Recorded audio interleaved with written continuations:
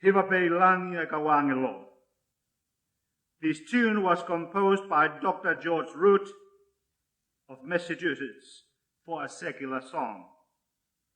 Pastor William Cushing heard this melody, and later he wrote, "The melody ran in my head all day long.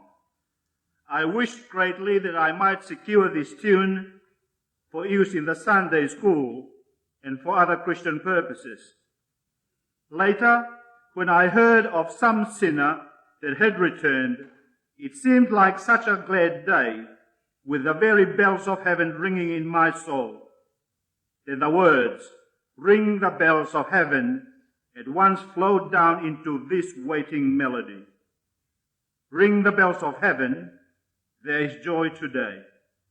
The genius of Moulton has turned this same tune into an excellent Christmas carol."